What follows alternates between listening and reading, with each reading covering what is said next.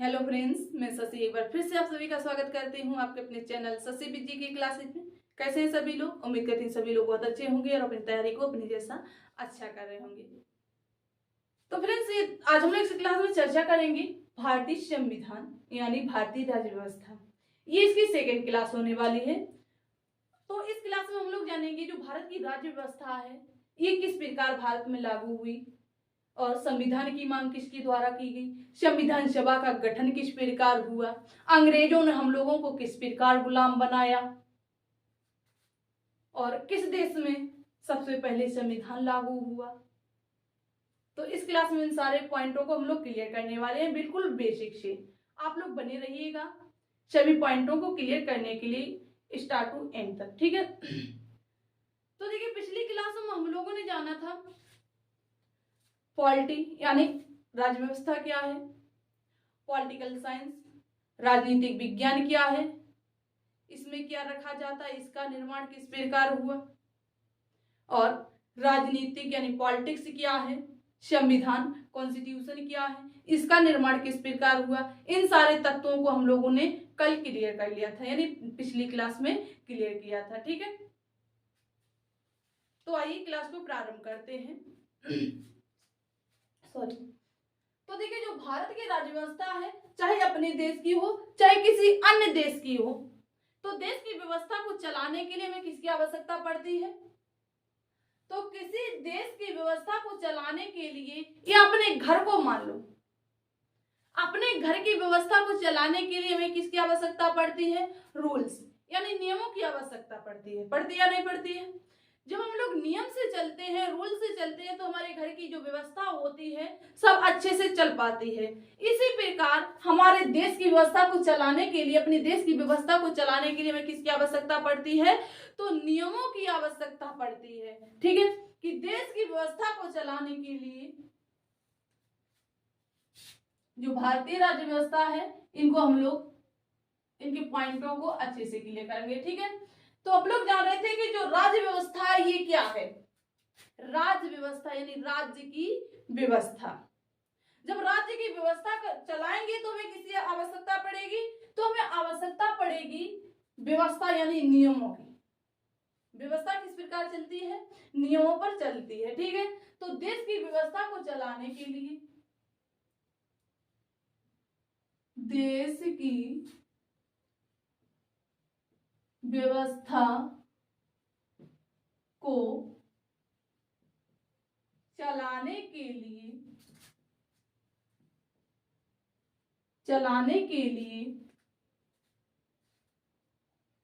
नियमों का होना, किसका होना, नियमों का होना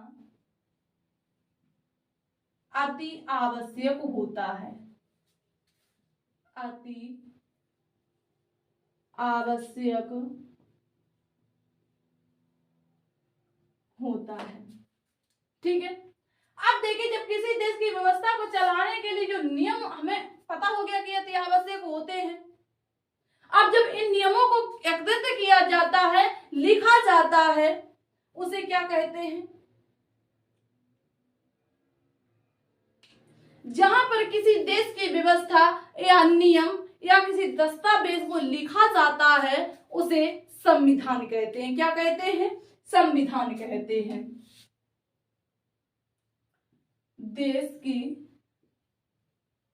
क्या है, देश की व्यवस्था के नियम कानून, देश की व्यवस्था के नियम कानून, देश की व्यवस्था के नियम कानून जहां लिखे जाते हैं, देश की व्यवस्था के जो चलाने वाले रूल्स हैं जहां पर लिखे जाते हैं, जिस बुक में लिखे जाते हैं उसे क्या कहा जाता है, उसे संविधान कहा जाता है। जहां पर लिखे जाते हैं,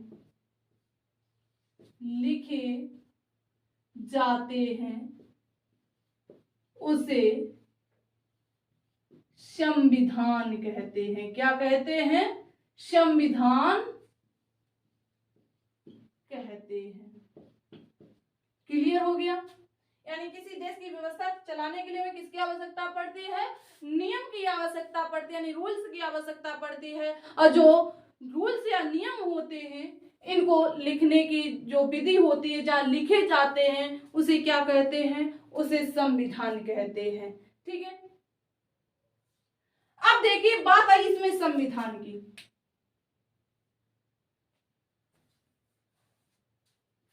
तो देखिए जब आप लोगों को बताना है, जब हमारा देश स्वतंत्र नहीं हुआ था, यानी जब हम लोगों का संविधान नहीं बना था, उससे पहले देश में कोई व्यवस्था थी?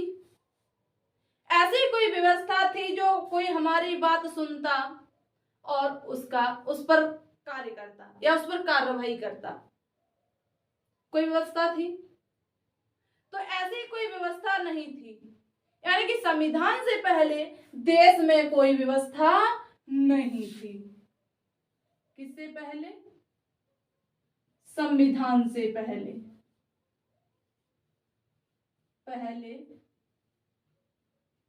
कोई व्यवस्था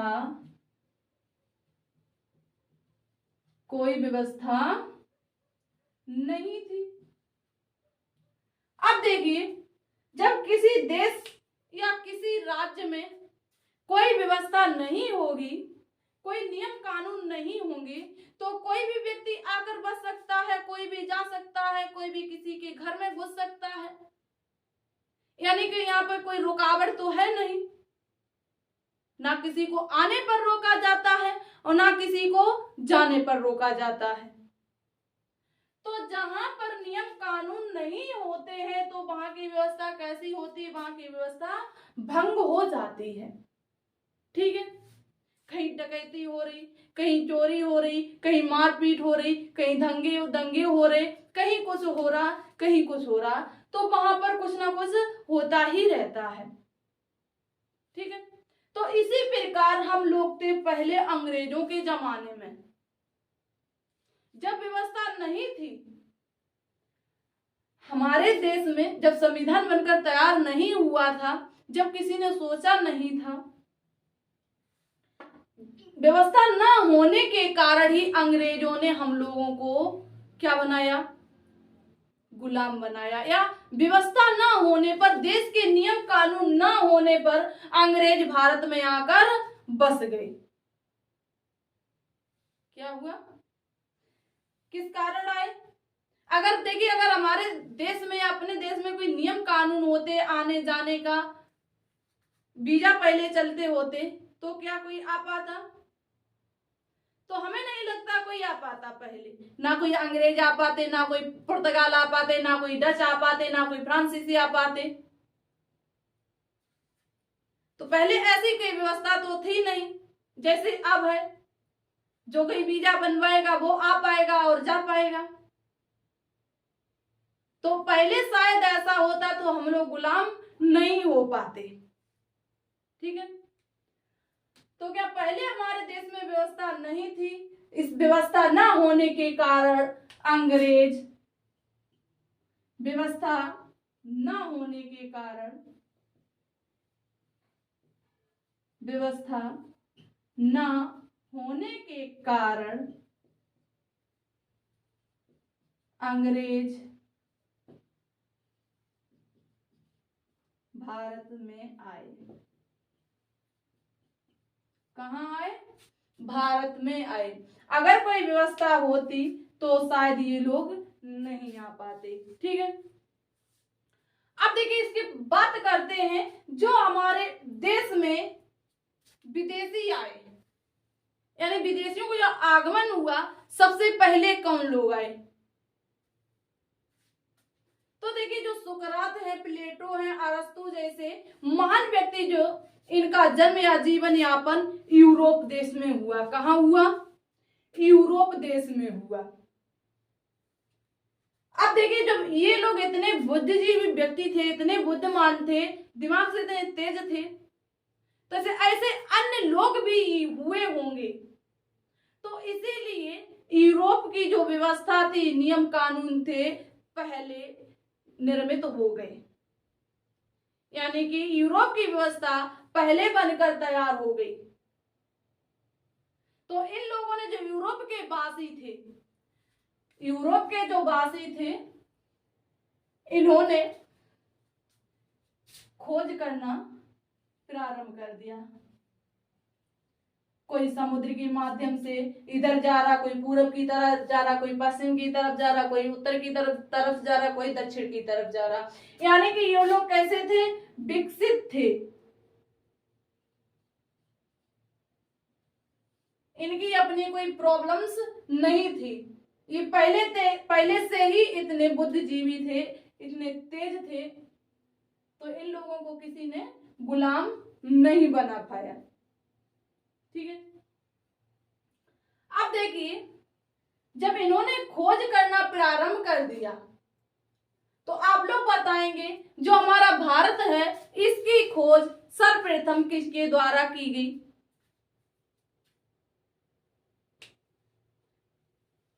तो देखिए, यूरोप के वासी, यानी कि किसके द्वारा की गई? पुर्तगाली के द्वारा। कौन था वो पुर्तगाली जिसने भारत की खोज की थी और कब की थी? तो देखिए, इन्होंने खोज करना प्रारंभ कर दिया। ये लोग जा रहे थे, जो पुर्तगाली था वास्को डी गामा, ये संयुक्त राज्य अमेरिका को खोजने जा रहा था, लेकिन ये उल्टा आ गया। ये कहां लगा आके? भारत में। भारत के दक्षिण में केरल के कालीकट स्थान पर आ पहुंचा। कहां आया?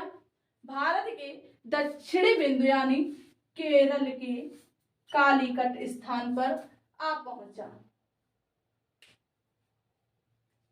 ठीक है, और ये कब आया था भारत में? तो इसके अगर भारत की खोज पूछी जाए किसके द्वारा की गई, तो भारत की खोज की गई वास्को डी गामा के द्वारा। और इसने कब की? तो इसने खोज की है, यहां पर पॉइंट बनाइए, भारत की खोज किसके द्वारा की गई? भारत की खोज की गई वास्को डी गामा। और कब की गई? सन 1498 ईस्वी में भारत की खोज की गई। कब की गई? सन 1498 ईस्वी में भारत की खोज की गई। इतना क्लियर हुआ? अब देखिए, जब भारत की खोज हो गई तो जो वास्को डी गामा भारत आया, इसने देखा, आप लोगों को पता है कि पहले भारत को सोने की चिड़िया कहा जाता था। क्यों कहा जाता था? क्या ये पहले सोने का था? ये पहले सोने का नहीं था। हमारे देश में दक्षिण में, भारत के दक्षिण में मसाले की खेती अधिक होती थी। किसकी खेती अधिक होती थी? मसाले की खेती अधिक होती थी। तो मसाले की खेती के कारण भारत को सोने की चिड़िया कहा जाता था। किसके कारण? मसाले की खेती के कारण। जब वास्को डी गामा भारत आया तो इसने देखा कि भारत में सबसे ज्यादा क्या है? मसाला। क्योंकि ये भारत के दक्षिणी भाग में ही तो आया था, तो भारत के दक्षिणी बिंदु में ही मसाला अधिक पाया जाता है। जैसे अन्नामलाई पहाड़ी पर, इलायची पहाड़ी पर, देवगिरी पहाड़ी पर या नीलगिरी पहाड़ी पर,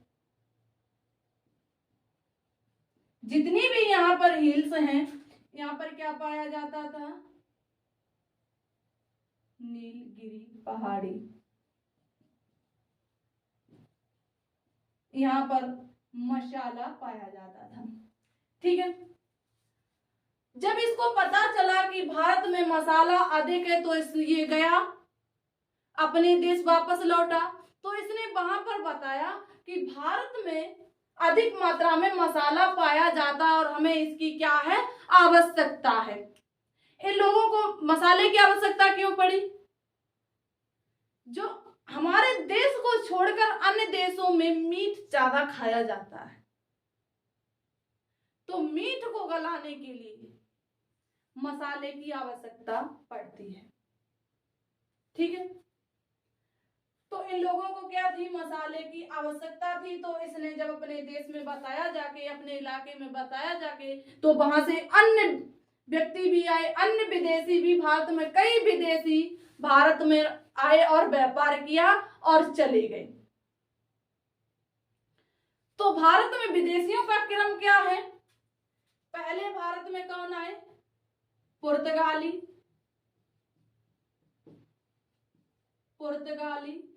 इसके बाद डच आए।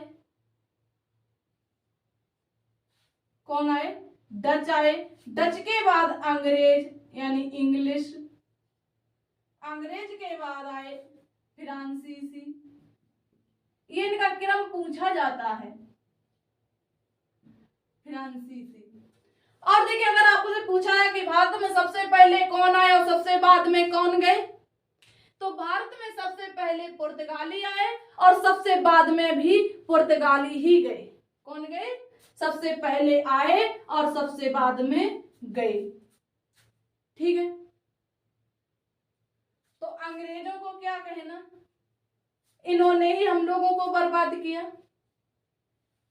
तो हम लोग बात करेंगे अंग्रेजों का, यानी अंग्रेजों का भारत में आगमन। तो आप लोग नेक्स्ट पॉइंट बनाएंगे इसमें, अंग्रेजों का भारत में आगमन।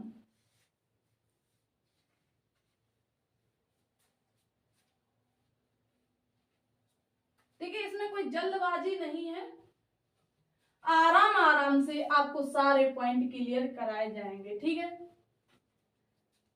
इससे क्या होगा, आपको रटने की आवश्यकता नहीं पड़ेगी, आराम आराम से पढ़ेंगे और आप लोग आराम आराम से नोट करेंगे, तो अच्छे से क्लियर हो जाएगा यहीं पर। ठीक है, क्लास में ही याद हो जाएगा आप लोगों को, इसमें रटने की कोई आवश्यकता नहीं होगी। ठीक है, तो नेक्स्ट पॉइंट बनाओ आप लोग, अंग्रेजों का भारत में आगमन। अब हम लोग कुछ हिस्ट्री के बारे में जान लेते हैं। अंग्रेजों का भारत में आगमन।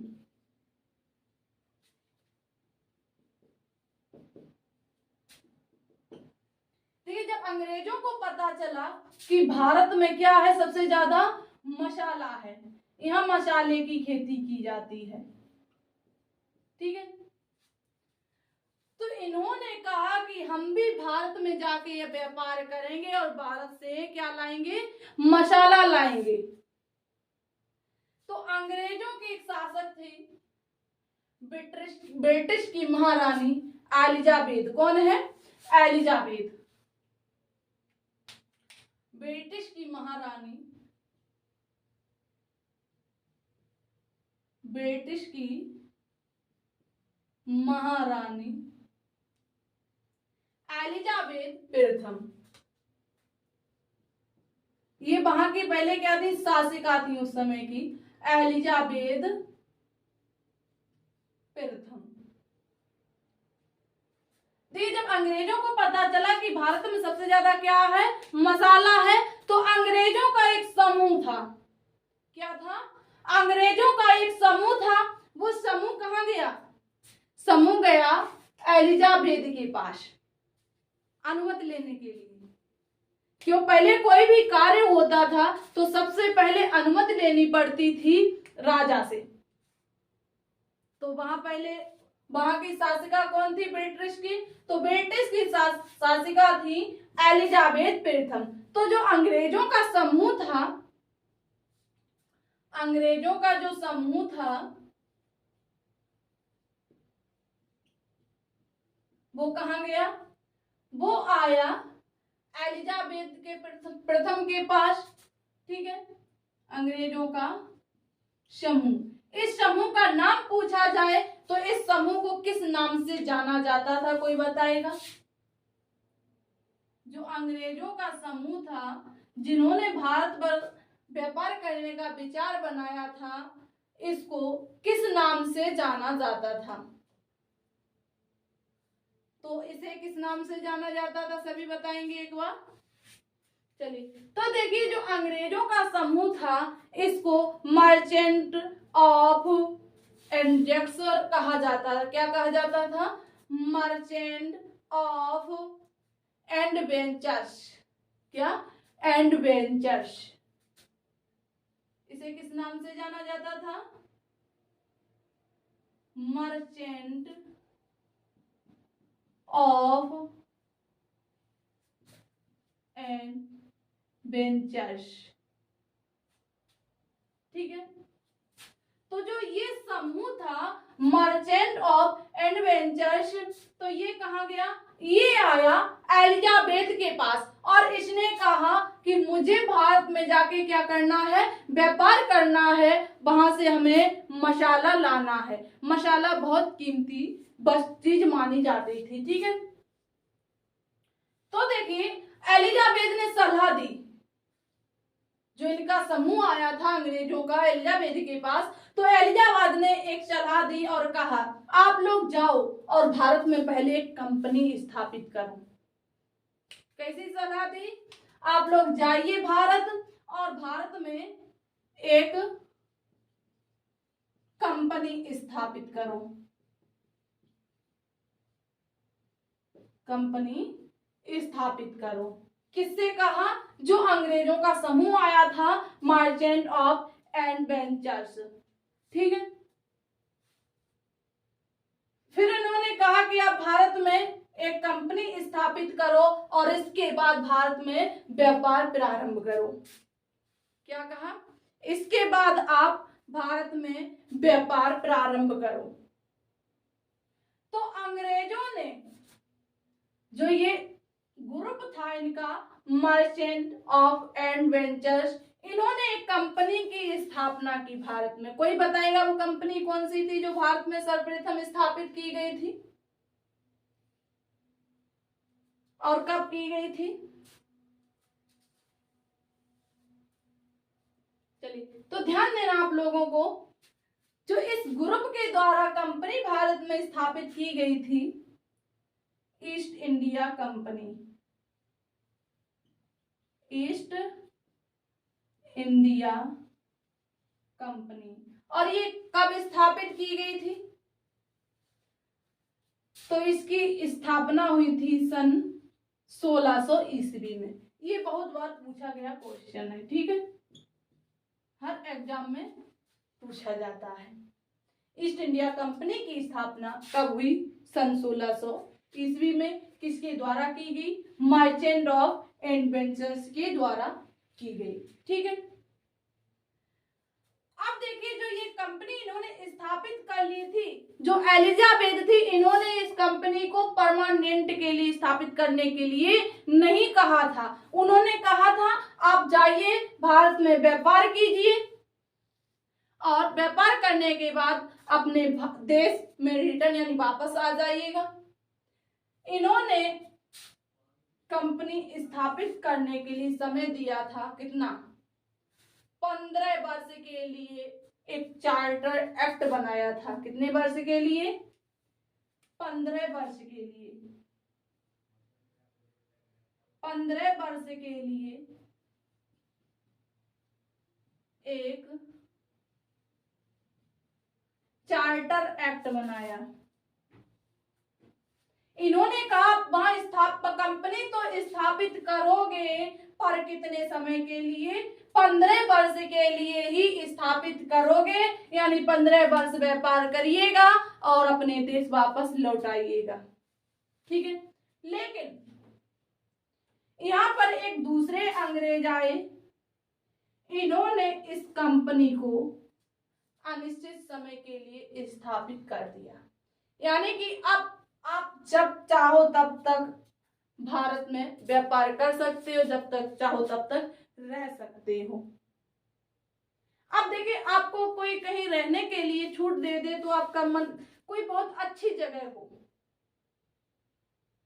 ठीक है, अब आपसे कह दिया जाए कि आप इतने दिन के लिए रुकिए और वापस आ जाइएगा, तो आप जाएंगे वहां, बाहर रहने लगेंगे तो आपकी आदत पड़ जाएगी, तो आपका वहां से आने का मन नहीं होगा, ठीक है। अगर फिर वहां पर एक व्यक्ति कोई आ जाए, वो कहते नहीं आप यहाँ आप अनिश्चित समय के लिए रह सकते हैं, आपका मन हो जाइए और ना मन हो ना जाइए, तो क्या आपका मन करेगा वहां से आने के लिए? नहीं करेगा ना। यही अंग्रेजों के साथ हुआ था। तो वो व्यक्ति कौन थे जिन्होंने ईस्ट इंडिया कंपनी का जो समय था 15 वर्ष से बढ़ाकर अनिश्चित समय के लिए कर दिया था? तो वो व्यक्ति थे जेम्स पिरथम। कौन थे? जेम्स पिरथम ने ईस्ट इंडिया कंपनी का समय अनिश्चित समय के लिए कर दिया था। जेम्स पिरथम ने इस कंपनी का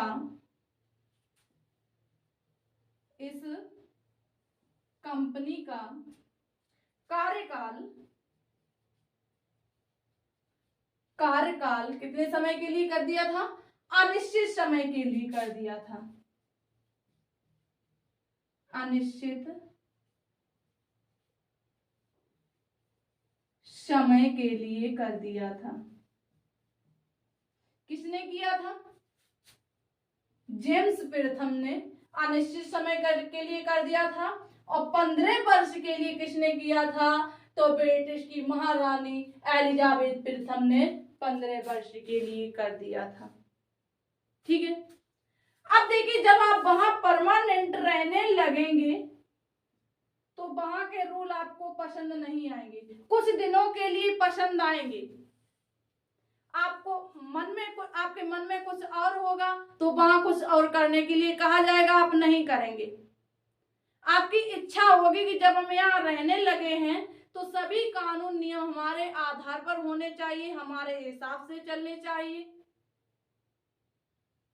अगर आपके हिसाब से वहां नियम कानून नहीं चलेंगे तो आप वहां ज्यादा दिन नहीं टिक पाएंगे, ऐसा ही होता है, ठीक है। तो यही यहाँ हुआ अंग्रेजों के साथ। जब ये वहां रहने लगे तो जो भारत की व्यवस्था थी, जो भारत की व्यवस्था थी, ये अंग्रेजों को पसंद नहीं आई। क्यों नहीं पसंद आई? तो देखिए, जब इनको ये व्यवस्था पसंद नहीं आई तो अंग्रेजों ने जो ये ग्रुप आया था मर्चेंट ऑफ एडवेंचर्स, तो इन्होंने अपनी व्यवस्था बनाना प्रारंभ कर दिया, अपने नियम चालू कर दिए, अपने आधार पर सभी को चलने के लिए मजबूर कर दिया। अब इन्होंने कहा कि नहीं, जब हम यहाँ परमानेंट रह सकते हैं तो हमारे ही नियम कानून चलेंगे।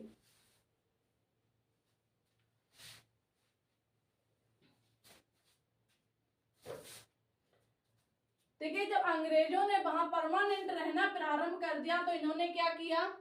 अपने आधार पर नियम कानून बनाए हैं। इनको भारत की व्यवस्था जो थी, भारत के नियम कानून थे, इनको पसंद नहीं आए। फिर इन्होंने क्या किया? अपने आधार पर नियम कानून बनाए, अपने आधार पर भारत की व्यवस्था बनाई, अपने आधार पर भारत की व्यवस्था बनाई, ठीक है। अब देखिए, इन्होंने जब अपने आधार पर व्यवस्था बनाई तो इन्होंने अपने हिसाब से बनाई, भारतीय वासियों को परेशान करने लगे, इन पर अत्याचार करना प्रारंभ कर दिया। तो इन्होंने पहला नियम कब बनाया था भारत में? जब इन्होंने व्यवस्था बनाना प्रारंभ कर दिया था। इन्होंने, अगर पूछा जाए कि अंग्रेजों ने पहला नियम भारत में कब बनाया था, कब लागू किया था, कोई बताएगा? चलिए, तो देखिए इन्होंने सर्वप्रथम पहला कानून 1764 ईस्वी में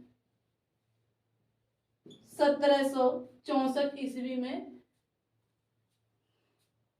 कानून बनाना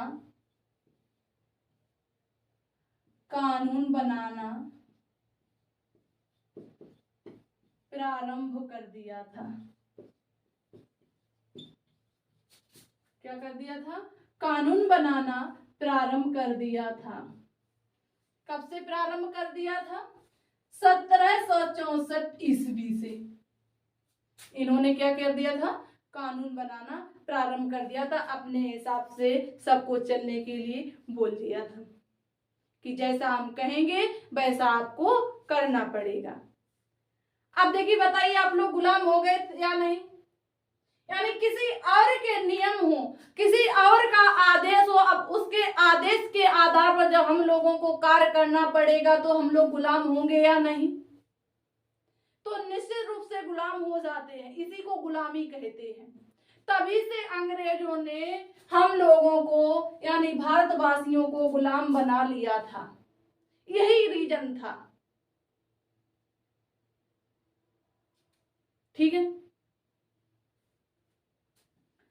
तो देखिए इन्होंने 1764 में कानून बनाना प्रारंभ कर दिया। तो इन्होंने कितने कानून बनाए भारत पर, कितने जुल्म लादे हैं देखो। इन्होंने भी देखिए 1764 के बाद एक कानून बनाया 1773 का। कोई बताएगा कौन सा एक्ट बनाया था? Regulating act. कौन सा? रेगुलेटिंग एक्ट बनाया था सन 1773 में। रेगुलेटिंग एक्ट, ठीक है। इसके बाद इन्होंने 1773 के बाद एक फिर कानून बनाया 1783 में। कब बनाया? 1783 में। 1783 के बाद इन्होंने फिर एक कानून बनाया। अब ये कानून सब अपने फायदे के लिए ही बनाए थे। इसमें कुछ और जोड़ा, इसमें कुछ और जोड़ा। इन्होंने काफी कानून बनाए। 1713 का ले लो, सॉरी 1813 में 1713 का भी चार्टर एक्ट, 1783 का। इसके बाद इन्होंने बनाए सन 1813 में। 1813 के बाद इन्होंने बनाया एक दूसरा कानून, फिर बनाया। तो इन्होंने एक कानून नया फिर बनाया 1833 में। यानी हर 20 वर्ष बाद 1833 में एक कानून बनाया। यानी इन्होंने चार्टर एक्ट बनाना प्रारंभ कर दिया था भारत पर।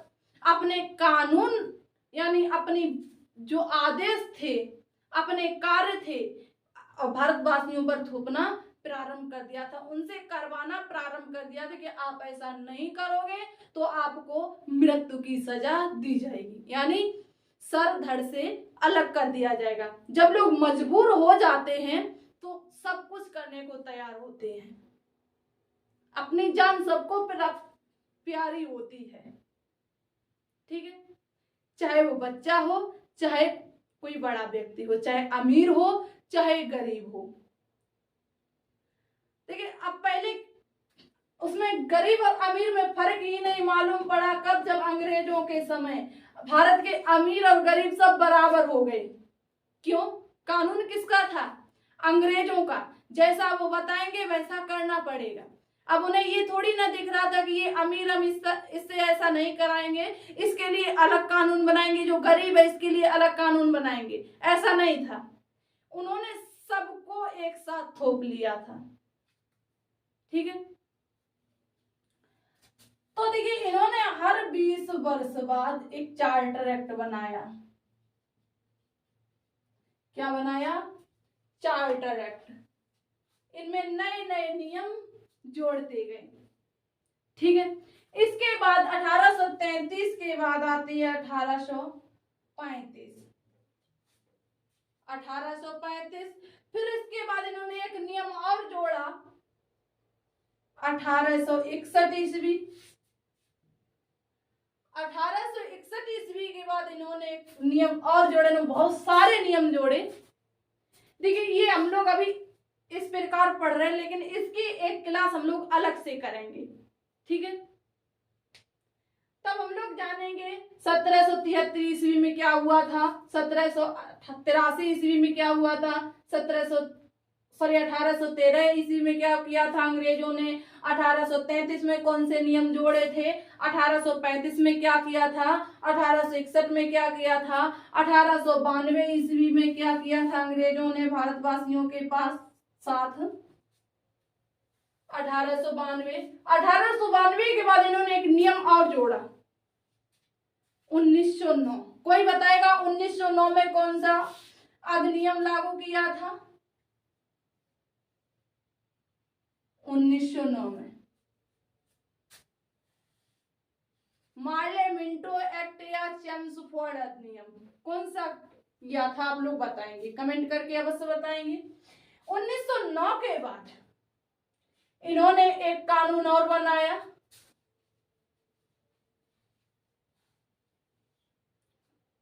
1919 में। कौन सा? 1919 में। 1919 में कौन सा कानून बनाया था? ये दोनों आपको कमेंट करने हैं, एक 1909 का, एक 1919 का। ठीक है, फिर 1935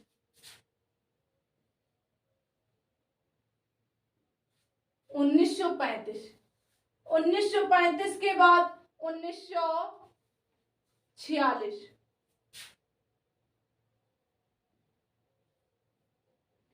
यानी कि जब तक हम लोग आजाद नहीं हो गए, स्वतंत्र नहीं हो गए, तब तक अंग्रेज हम पर चुन ढाते गए। कब से इन्होंने प्रारंभ कर दिया था? 1764 ईस्वी से लेकर 1946 ईस्वी तक अंग्रेजों ने हम लोगों पर अत्याचार किया। क्लियर हुआ? अब आप लोगों ने जाना कि अंग्रेजों ने हम लोगों को किस प्रकार गुलाम बनाया और कब तक बनाया। देखिए जब 1946 में इन्होंने एक नियम जोड़ा था, भारत शासन अधिनियम 1946, इन्होंने सिर्फ भारत का नाम ही जोड़ दिया था, नियम सब अपने लागू किए थे। कहते ना कि लेली को पकड़ा दिया और कार्य सब पूरे हो गए, है ना। यही अंग्रेजों ने किया था। 1946 में सिर्फ भारतवासियों को क्या पकड़ाया था? लेलीपॉप पकड़ाया था, यानी सिर्फ नाम जोड़ दिया था अपने अधिनियम में, अपने कानून में, भारत शासन अधिनियम। ठीक है, तो भारत शासन अधिनियम 1946 में जब भारतवासियों को लगा कि नहीं ये लोग ऐसे नहीं मानेंगे, फिर इन्होंने कहा कि नहीं, भारतवासियों के यानी भारत अपने देश के लोगों के लिए अपना अलग कानून होना चाहिए, अपने अलग अधिनियम होने चाहिए, अलग नियम होने चाहिए, अपने अलग रूल्स होने चाहिए। अगर हम इन लोगों के रूल्स पर चलते रहे तो एक दिन ऐसा आएगा कि ये यहाँ रहने नहीं देंगे। परेशान तो वैसे भी किए थे,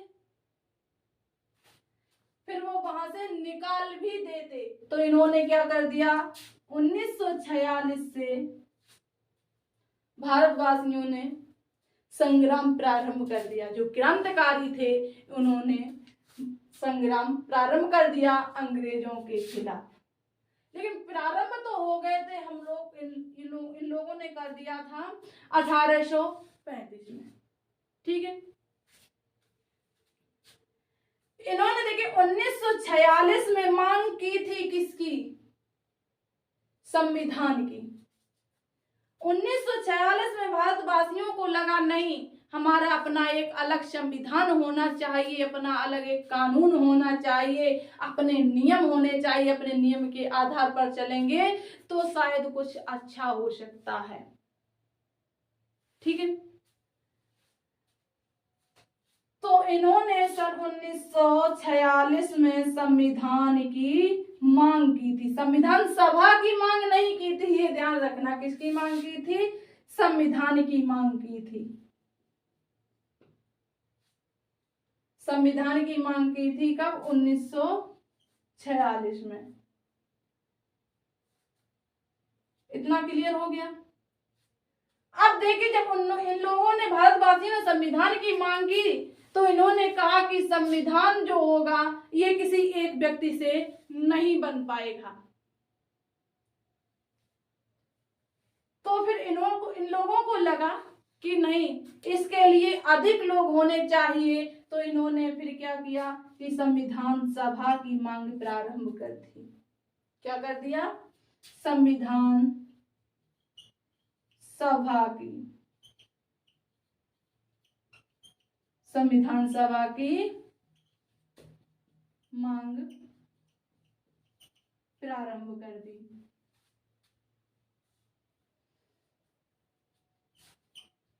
तो नेक्स्ट क्लास में हम लोग पढ़ेंगे संविधान सभा, यानी कि इसकी मांग किस प्रकार हुई और क्यों हुई, और इसमें कितने सदस्य आए, कितनी सीटें निर्धारित की गई, कितनी देशी रियासतों से थी, कितनी ब्रिटिश भारत से थी।